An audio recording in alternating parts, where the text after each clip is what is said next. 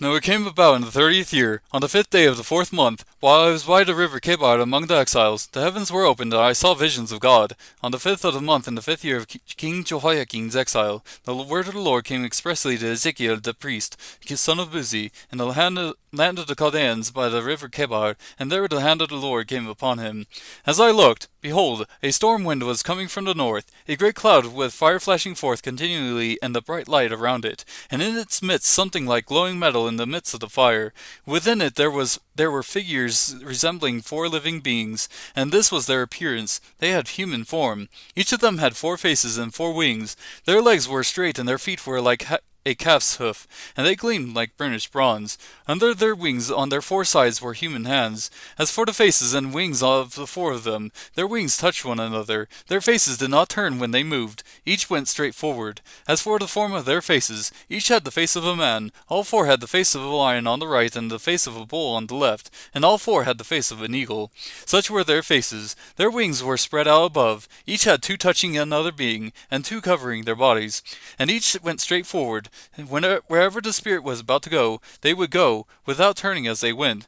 In the midst of the living beings there was something that looked like burning coals of fire, like torches darting back and forth among the living beings. The fire was bright, and lightning was flashing from the fire, and the living beings ran to and fro like bolts of lightning. Now as I looked at the living beings, behold, there was one wheel on the earth beside the living beings, for each of the 4 of them. The appearance of the wheels and their workmanship was like sparkling beryl, and all 4 of them had the same form, their appearance and workmanship being as if one wheel were within another. Whenever they moved in any of the 4 directions without turning as they moved. As for their rims, they were lofty and awesome, and the rims of all 4 of them were full of eyes around about. Whenever the living beings moved, the wheels moved with them, and whenever the living beings rose from the earth, the wheels rose also. Wherever the Spirit was about to go, they would go in that direction, and the wheels rose close beside them, for the Spirit of the living beings was in the wheels. Whenever they went, these went, and whenever those stood still, these stood still, and whenever those rose from the earth, the wheels rose close beside them, for the Spirit of the living beings was in the wheels. Now over the heads of the living beings there was something like an expanse, like an awesome gleam of crystal, spread out over their heads. Under the expanse their wings was stretched out straight, one toward the other. Each one also had 2 wings covering its body on the one side and on the other. I also heard the sound of their wings like the sound of abundant waters as they went, like the voice of the Almighty, a sound of tumult like a sound of an army camp. Whenever they stood still, they dropped their wings. And there came a voice from above the expanse that was over their heads. Whenever they stood still, they dropped their wings.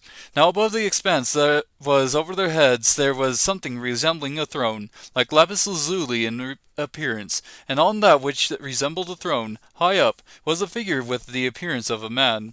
Then I noticed from the appearance of his loins and upward something like glowing metal that looked like fire all around within it. And from the appearance of his loins and downward I saw something like fire, and there was a radiance around him, as the appearance of the rainbow in the clouds on a rainy day, so was the appearance of the surrounding radiance. Such was the appearance of the likeness of the glory of the Lord. And when I saw it, I fell on my face and heard a voice speaking.